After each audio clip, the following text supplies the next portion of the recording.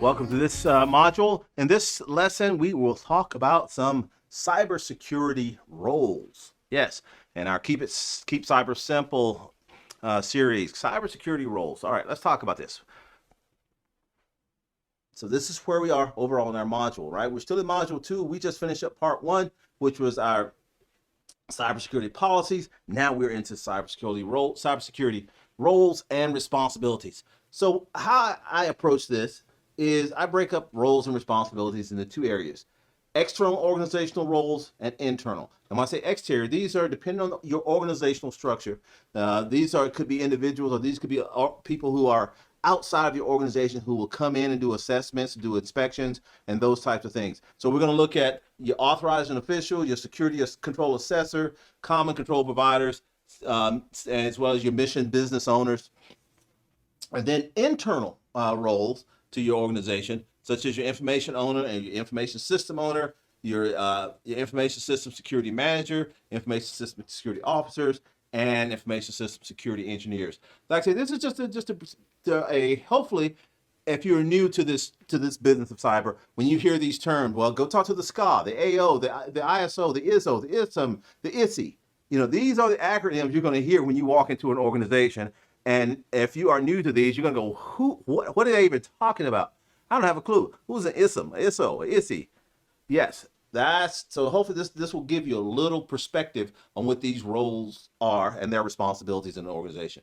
So the first, really kind of at the top of the stack, we'll start with, and these are some of the external roles first, is our authorizing official. We call them the AO, and they also have a designated AO that they can delegate certain things to. Now, as an authorizing official, they are the senior official or executive with the authority to formally assume responsibility for operating an information system at an acceptable level of risk. So what does all that really mean?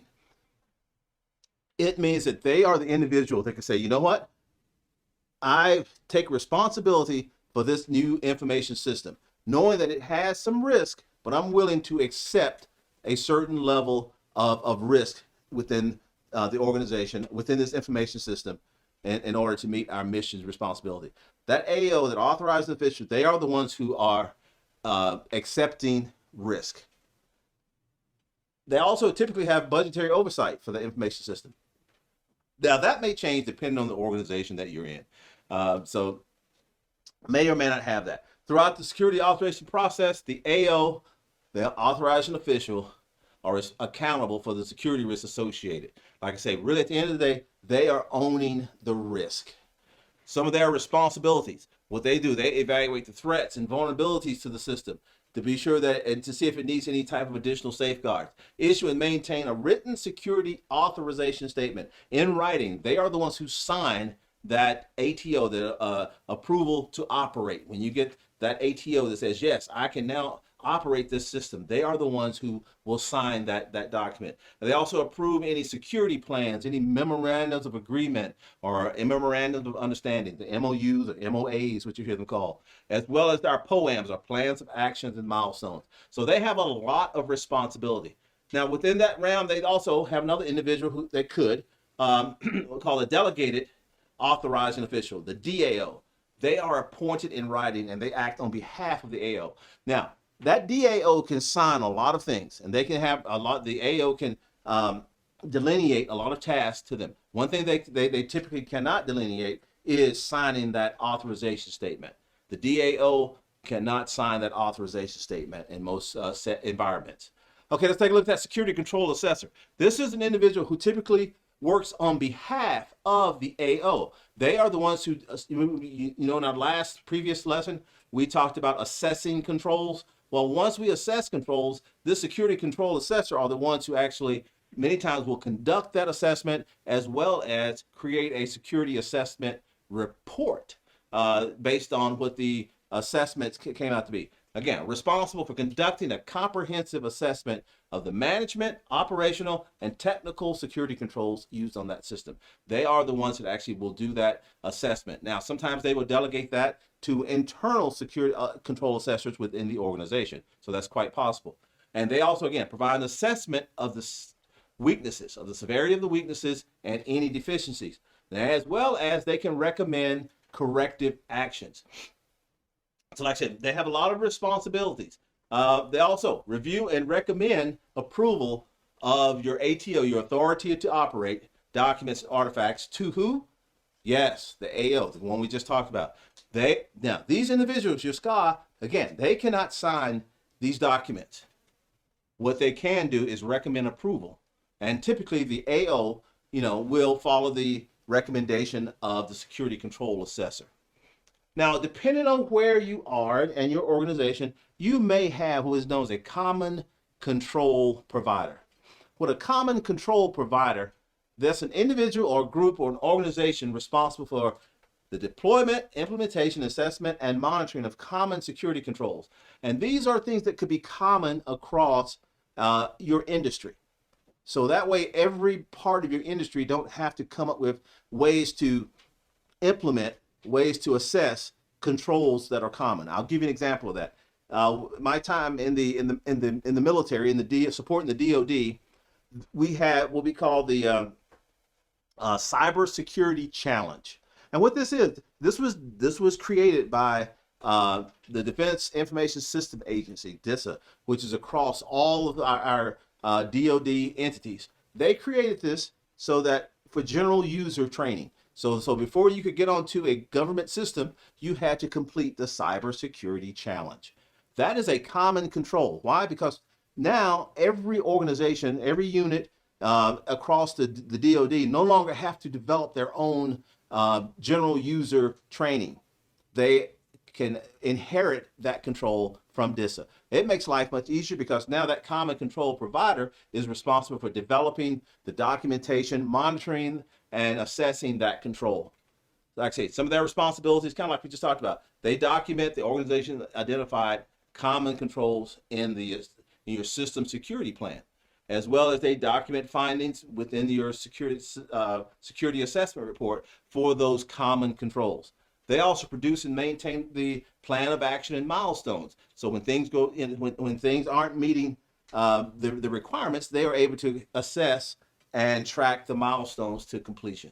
So having a common control provider sometimes is very beneficial because it takes some of the workload that now you can inherit those controls from that common control provider.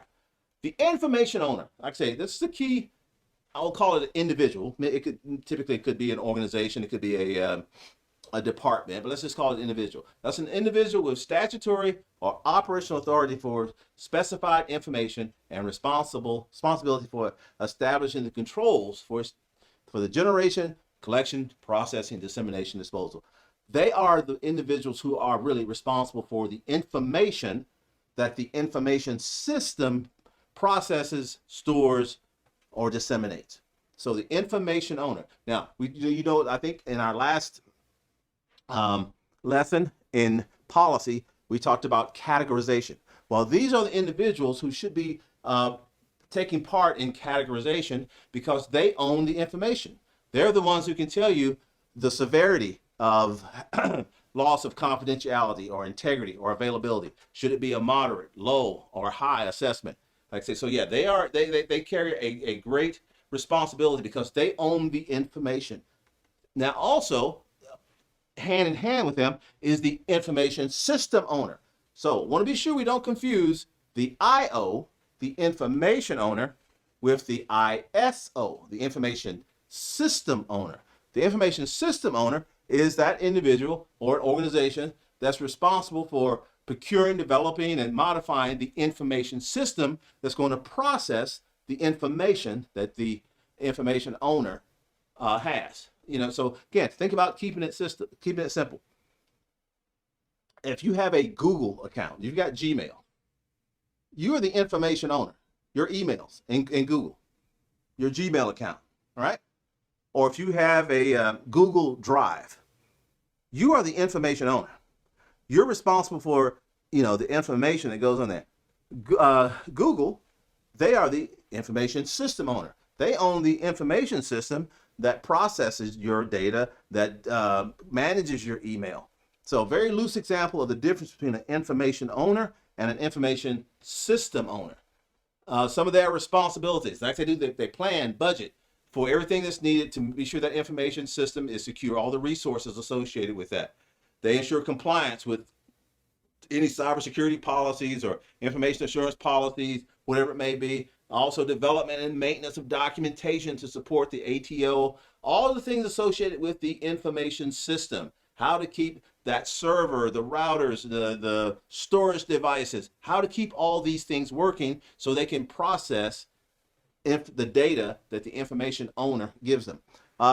Many of us who, or if you work for a defense contractor, let's say you work for a Boeing or a Lockheed Martin or a Raytheon or any of the big companies that provide defense services to the government.